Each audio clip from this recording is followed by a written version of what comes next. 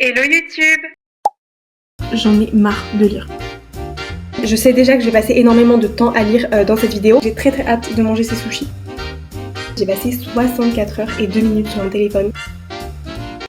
Bienvenue dans ce vlog lecture dans lequel je vais échanger mon temps d'écran en temps de lecture. C'est un concept que j'ai toujours rêvé de faire et maintenant que j'ai une chaîne YouTube, je peux enfin le faire. Je suis trop contente. Je sais déjà que je vais passer énormément de temps à lire dans cette vidéo parce que je sais que j'ai un temps d'écran qui est catastrophique. Alors, je vais regarder maintenant tout de suite mon temps d'écran. Je pense que je vais être un peu choquée. Vous pouvez faire vos pronos dans les commentaires avant que je vous le dise. Vous avez 3 secondes. 1, 2... À votre avis, combien de temps je passe sur mon téléphone par jour en moyenne? Ok, alors je vais regarder ça. Oh my god. En moyenne, la semaine dernière, j'ai passé 9 heures et 8 minutes sur mon téléphone. Donc de ma semaine, en temps d'écran total de la semaine, j'ai passé 64 heures et 2 minutes sur mon téléphone. J'ai un peu honte de vous dire ça parce que franchement, c'est énorme. En moyenne, j'ai passé 18 heures sur les réseaux sociaux. Alors ok, je poste beaucoup sur les réseaux par rapport à mon activité sur Instagram, sur TikTok, etc. Mais 18 heures, c'est énorme. J'ai passé 21 heures en créativité parce qu'il faut savoir quelque chose, c'est que je monte toutes mes vidéos sur CapCut sur mon téléphone. Donc que ce soit mes vidéos, mes reels, mes shorts, etc. mais aussi mes vidéos YouTube, donc mes vidéos YouTube qui sont des longs formats. Je monte mes vidéos YouTube sur mon téléphone parce que mon ordinateur est un petit peu vieux et il a un peu du mal avec les logiciels de montage, ça prend énormément de temps, ça bug, donc c'est plus simple pour moi de faire ça sur mon téléphone, même si ça me prend énormément de temps. La semaine dernière, j'ai monté une vidéo YouTube de 40 minutes, ce qui fait que j'ai passé 17 heures sur CapCut la semaine dernière, donc c'est vraiment énorme. J'ai passé 15 heures sur YouTube, 9h23 sur Instagram, 5 heures sur TikTok. Enfin bref, vous voyez, je passe énormément de temps sur mon téléphone, mais il y a quand même pas mal d'applications sur lesquelles en fait je suis.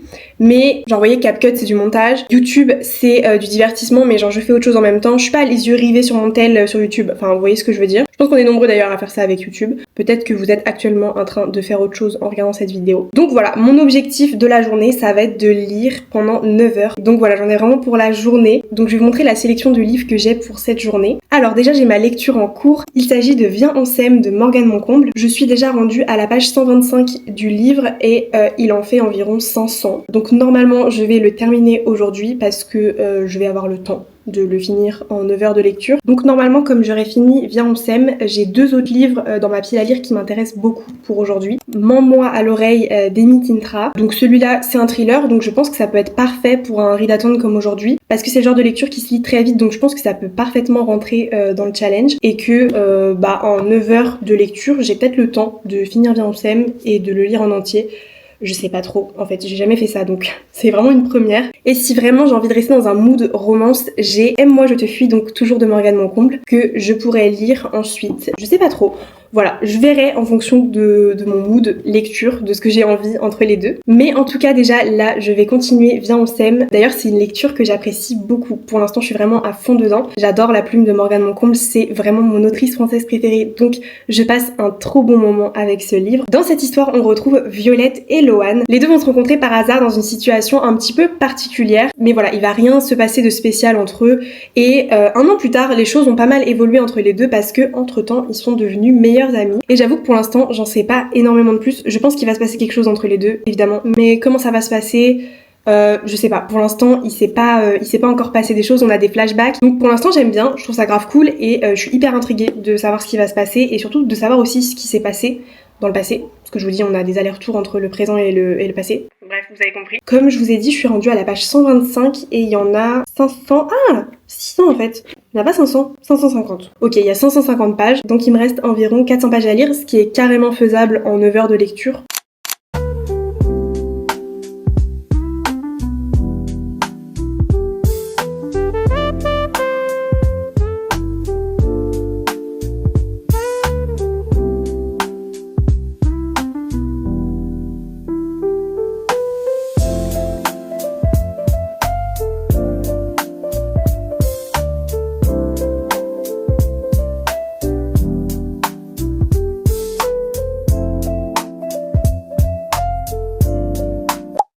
Ok, bon, je viens de lire pendant environ 1h10 et je viens de m'arrêter au chapitre 16 à la page 258. Vraiment, c'est un livre qui se lit super vite, donc déjà que je pense être une lectrice qui lit assez rapidement. La plume de Morgane Moncomble est tellement fluide que je lis encore plus vite quand je lis ses livres. Bref, donc au niveau du minuteur, là, il me reste 5h57 et 22 secondes de lecture pour aujourd'hui. En tout cas, pour en revenir à ce livre, qu'est-ce que j'en pense? Je passe vraiment un super bon moment. Alors il y a eu un petit peu de smut, mais pour une fois, je vais un petit peu nuancer mon avis, parce que pour le coup, le smut que j'ai lu dans ce livre a vraiment un rapport avec l'histoire, parce que d'habitude ce que je peux reprocher aux livres où il y a du smut, c'est que des fois je trouve ça un petit peu inutile, dans le sens où ça fait pas forcément avancer l'histoire, voilà, c'est du smut pour du smut, mais dans ce livre, eh bien c'est complètement différent. En fait, le smut dans ce livre a vraiment une importance, notamment pour le développement du personnage de Violette, et donc en fait il fait avancer l'histoire, il est important pour le développement des personnages, et dans ce cas-là, eh ben ça me dérange pas du tout, et j'adore, voilà, je passe un super bon moment, je trouve ça génial, et j'adore les personnages. Le personnage principal féminin du coup s'appelle Violette et je la trouve hilarante. J'adore sa personnalité, elle est vraiment géniale. Et pour le personnage masculin donc qui s'appelle Lohan, pour l'instant il est un petit peu mystérieux, il cache un secret, je suis assez curieuse de découvrir son passé. Donc j'ai vraiment hâte de continuer ma lecture.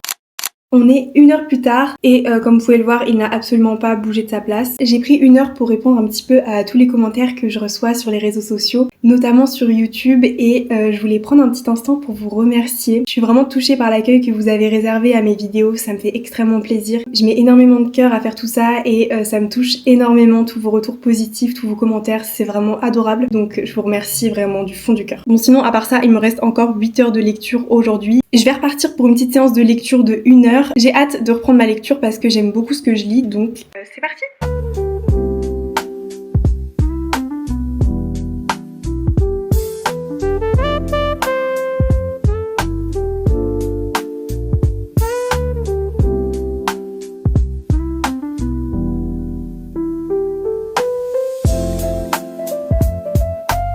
Bon écoutez, je viens de lire pendant quasiment 1 heure. Là dans la centaine de pages que je viens de lire, j'étais vraiment accro et en fait il s'est passé plusieurs choses qui étaient vraiment hyper intéressantes. On a eu quelques révélations, notamment sur le passé de Violette par rapport à sa famille, et je trouvais ça hyper intéressant et hyper touchant. D'ailleurs elle a une histoire personnelle qui est vraiment touchante, donc j'apprécie encore plus le personnage grâce à ça. Par moments j'oublie même que je lis, tellement je suis à fond dans l'histoire, j'ai l'impression en fait de regarder un film parce que j'ai toutes les images en tête. J'arrive vraiment à visualiser les personnages, les lieux où se déroule l'histoire, notamment leur appartement. Vraiment, j'ai trop la vision de l'appartement, à quoi il ressemble. Et c'est d'ailleurs, il me semble que c'est le premier livre de Morgane Moncomble qui a été publié. Et je trouve que vraiment, pour un premier livre, c'est incroyable. De toute façon, cette meuf est tellement talentueuse. J'adore tout ce qu'elle écrit. Je suis hyper fan de sa plume. Vraiment, c'est une autrice qui mérite complètement son succès et que j'adore. Donc, si vous avez toujours pas lu ses livres, je ne sais pas ce que vous attendez parce qu'elle est juste fantastique.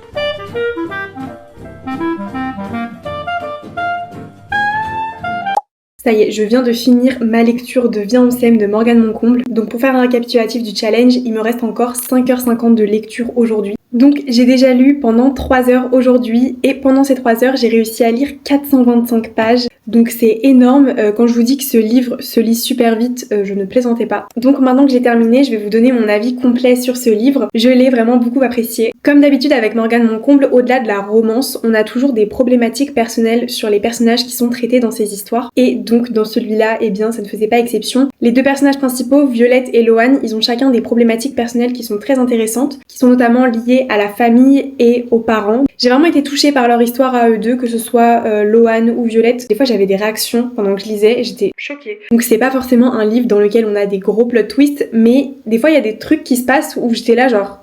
What? Je me suis vraiment laissée porter par l'intrigue et j'ai vraiment été agréablement surprise. Il se passe pas mal de choses dans ce roman, on n'a pas vraiment le temps de s'ennuyer. Surtout vers la deuxième partie du roman, c'est-à-dire genre à peu près à la moitié. Il se passe tellement de trucs, il y a un enchaînement de situations, etc. Et c'est vraiment hyper intéressant et hyper prenant. Donc si vous l'avez pas encore lu, je vous le conseille fortement parce que personnellement je l'ai adoré. Donc maintenant pour retourner un petit peu sur le challenge, où est-ce que j'en suis rendue? Donc là il est actuellement 17h. J'ai commencé ce challenge quand il était 10h du matin environ. Donc ça fait déjà 7 heures que j'ai commencé et j'ai lu que 3 heures comme je vous ai dit. J'ai pas pu lire pendant 7 heures d'affilée parce que au bout d'un moment mon cerveau il en a marre. La lecture c'est ma passion mais c'est vrai qu'au bout d'un moment la concentration elle est pas toujours là et lire pendant 7 heures, moi j'aurais pas pu. Enfin 7 heures de suite, 7 heures d'affilée. À la fin je pense que j'ai vraiment le cerveau cramé. Je suis quand même contente de moi parce que j'ai quand même réussi à finir un livre, donc ça c'est cool. Je vais maintenant commencer ma nouvelle lecture et donc il s'agit de Mens-moi à l'oreille d'Amy Tintra. Donc c'est un thriller que j'ai vraiment hâte de découvrir. Je pense que je vous ferai un résumé du livre une fois que je l'aurai lu parce que j'avoue que j'ai pas regardé la 4e de couverture. Je ne sais pas exactement de quoi ça parle parce que j'aime pas trop en fait lire les résumés des livres. J'aime beaucoup avoir toute la surprise et vraiment tout découvrir au fil des pages. Ce qui fait que à part le fait que ce soit un thriller,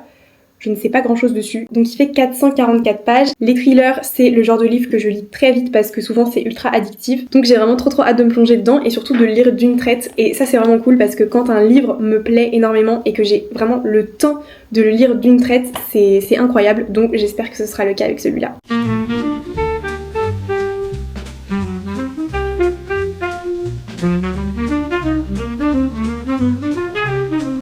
Bon écoutez, aussi surprenant que ça puisse paraître de ma part, j'en ai marre de lire. Là, je viens d'enchaîner 140 pages de Mens-moi à l'oreille. Alors ce n'est pas que je n'aime pas, au contraire, déjà c'est hyper bien rythmé parce que les chapitres sont super courts, donc en fait, t'as juste qu'une seule envie, c'est de continuer. Et je suis ultra intriguée, c'est-à-dire que pour l'instant je ne comprends rien. Je trouve le personnage principal de Lucie hyper mystérieux. Du coup, je peux vous faire un petit peu le résumé maintenant. Dans cette histoire, on retrouve Lucie qui est suspectée du meurtre de sa meilleure amie. Il y a 5 ans, on l'a retrouvée errant dans les rues de sa ville et elle était tachée du sang de sa meilleure amie qui venait de se faire assassiner. Donc elle est partie de la petite ville où elle habitait, mais 5 ans plus tard, elle est de retour. Sauf qu'entre temps, il y a Ben qui a lancé un podcast qui s'appelle Mens-moi à l'oreille. C'est un podcast de true crime dans lequel il parle d'affaires non élucidées et comme vous vous en doutez, il va donc commencer à parler de l'affaire de Lucie. Et au final, le but de l'histoire, c'est de découvrir la vérité sur qui a tué la meilleure amie de Lucie. Est-ce que Lucie est meurtrière? Est-ce qu'elle ne l'est pas? Je sais pas, pour l'instant c'est hyper intriguant. Il me reste environ 300 pages de ce livre, mais là vraiment j'en ai marre de lire. Genre ça commence à me saouler. Il est 19h30 et il me reste environ 4 heures de lecture. Donc logiquement 19h30 plus 4 ça fait 23h30, sauf que je ne vais pas lire là. Là je vais faire une pause. Donc si je veux vraiment faire les 9 heures de challenge, je ne sais pas à quelle heure je vais me coucher. Donc je ne sais pas honnêtement si je vais compléter le challenge ou pas. Parce que j'ai pas non plus envie de me coucher à pas d'heure et être crevée demain. Donc écoutez, peut-être que ce sera un échec, je ne sais pas. Visiblement j'arrive à passer 9 heures sur mon téléphone par jour, mais je n'arrive pas à lire pendant 9 heures par jour, c'est très grave. Écoutez, on va voir. De toute façon, si vraiment je réussis pas le challenge, c'est pas grave. Je sais que 9 heures de lecture dans une journée, c'est quand même un petit peu ambitieux, ça fait beaucoup. Je suis allée m'acheter des sushis pour ce soir parce que pourquoi pas en fait. Il faut savoir que les sushis c'est genre mon plat préféré de tous les temps. Ah, visiblement je suis pas la seule à vouloir manger des sushis et j'avais trop envie d'en manger donc voilà. Je pense qu'on peut difficilement passer une meilleure soirée que moi. Non je rigole, mais là je suis trop contente. Je pense pas que je vais lire en mangeant parce que je trouve pas ça pratique de tenir le livre et de manger en même temps. Vraiment y a rien de... Enfin c'est pas pratique quoi. Et je ne sais pas quoi regarder, je ne sais absolument pas quoi regarder. C'est vrai qu'en ce moment j'ai l'impression que sur YouTube c'est un peu galère de trouver des vidéos. Niveau booktube j'ai du stock franchement parce que j'ai plein de copines déjà qui font des vidéos sur YouTube donc dès qu'elles en sortent j'adore les regarder. Et au-delà de ça, même des chaînes... Mon chat est en train de tout détruire. Qu'est-ce que tu fais? J'ai plein de chaînes booktube que j'adore suivre et du coup ça j'ai toujours du contenu à regarder parce que il y a vraiment plein de créatrices qui font des vidéos trop cool. Mais en dehors de booktube, j'ai trop du mal à trouver des vidéos qui me plaisent. À part quelques youtubeuses qui vraiment dès qu'elles sortent des vidéos, j'adore les regarder, je les regarde toutes. Je pense par exemple à Sa Giovanna. Alors elle c'est ma youtubeuse préférée, d'accord. Tout ce qu'elle fait c'est incroyable, j'aime trop ses vidéos et j'adore sa personnalité, enfin bref, j'adore cette meuf. Mais c'est vrai qu'à part elle, vraiment j'ai trop du mal, je ne sais plus qui regarder. Donc si jamais vous avez des chaînes YouTube que vous adorez, que vous pouvez me conseiller dans les commentaires, n'hésitez pas. En tout cas ce que je sais c'est que j'ai très hâte de manger ces sushis.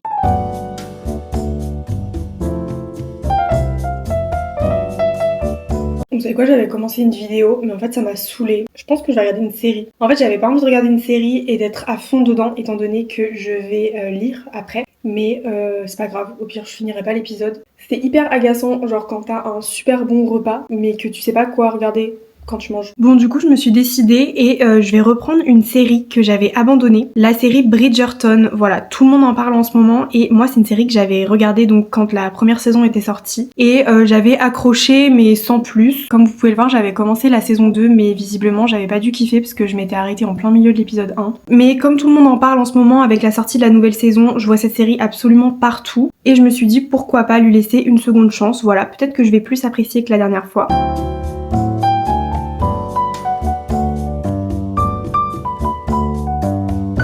Bon, j'ai fini de manger, il est actuellement 22h30, donc il est un petit peu tard, surtout qu'il me reste normalement 4 heures de lecture dans mon challenge. Donc autant vous dire que ça me paraît plutôt mal engagé pour finir ce challenge parce que ça voudrait dire que je devrais me coucher à 2h30. Ouais non, ça fait un petit peu tard. Mais voilà, écoutez, j'ai été hyper happée par l'épisode des Bridgerton. Vraiment, j'ai trop kiffé le premier épisode de la saison 2. En tout cas, je suis rendue à la page 140 de mon livre. Là, je vais me mettre à lire. En tout cas, je vais au moins être sûre pour sûr lire pendant 1 heure. Après, je vais voir en fonction de ma fatigue. Je vais pas non plus me forcer parce que ça sert à rien dans tous les cas. Quand je suis fatiguée, j'arrive pas à lire parce que déjà je m'endors et les mots s'en mêlent et au final, je comprends absolument rien à ce que je lis. Eh bien, écoutez, on est reparti pour une session lecture.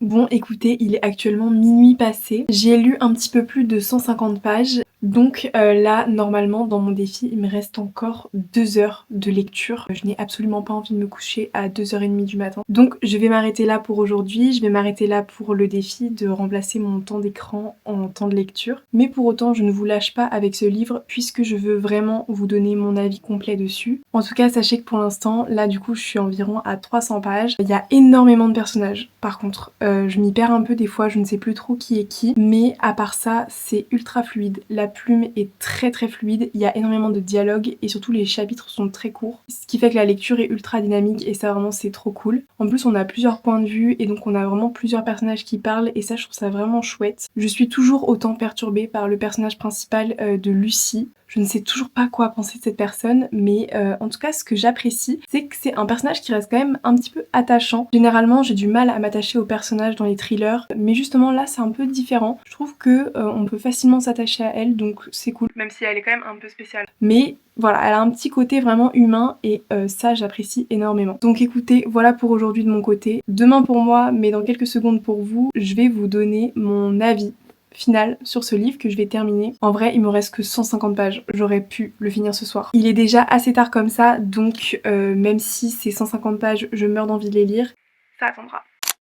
On est le lendemain et cette fois-ci mon micro fonctionne. Je m'excuse vraiment de la qualité du son que vous avez eu pendant toute la première partie de la vidéo. Je ne me suis absolument pas rendu compte que mon micro était éteint. Mais je vous promets que j'ai fait l'erreur une fois et à l'avenir ça ne se reproduira plus parce que je suis dégoûtée de la qualité sonore. Mais bon écoutez, j'avais déjà filmé toute la vidéo donc désolée. Aujourd'hui j'ai donc terminé ma lecture de Mens-moi à l'oreille d'Amy Tintra. Donc pendant ma lecture hier je vous ai donné quand même globalement mon avis. Mais maintenant que je l'ai terminé, qu'est-ce que j'en ai pensé au final? Donc mon ressenti est toujours le même, j'ai vraiment beaucoup apprécié cette lecture. Et concernant le final de l'histoire, j'ai trouvé que le plot twist n'était pas si phénoménal que ça, dans le sens où c'est pas un plot twist qui va nous retourner le cerveau à la Freda McFadden, c'est un plot twist qui est carrément plausible et que j'ai trouvé parfaitement crédible. Donc même si on n'a pas une fin magistrale avec une révélation de fou furieux, j'ai quand même été contente de découvrir la vérité et surtout de comprendre ce que chaque personnage cachait. Le plot twist se déroule vraiment en plus à la toute fin de l'histoire, donc jusqu'au bout en fait on se demande ce qui se passe. C'est un roman qui est addictif du début à la fin, donc vraiment je vous le conseille si vous cherchez un bon thriller pour le début de l'année 2026, il sera parfait. Pour faire une petite conclusion à ce challenge, en tout j'ai quand même réussi à finir un livre et à commencer un autre livre. En tout j'ai lu 425 pages de Viens on s'aime et 300 pages de Mens-moi à l'oreille, ce qui nous fait un total journée de 725 pages pour 7 heures de lecture environ. Donc écoutez,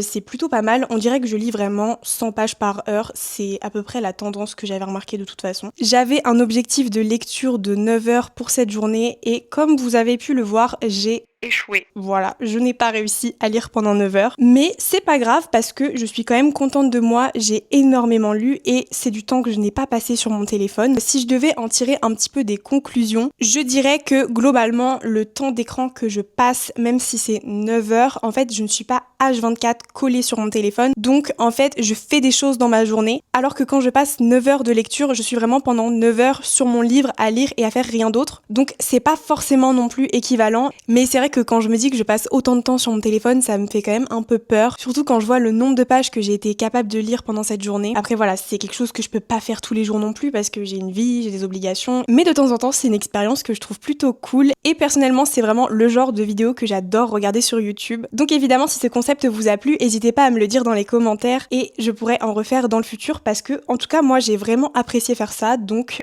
c'est quand vous voulez. J'ai été très contente de partager cette journée avec vous et on se retrouve la semaine prochaine dans une nouvelle vidéo.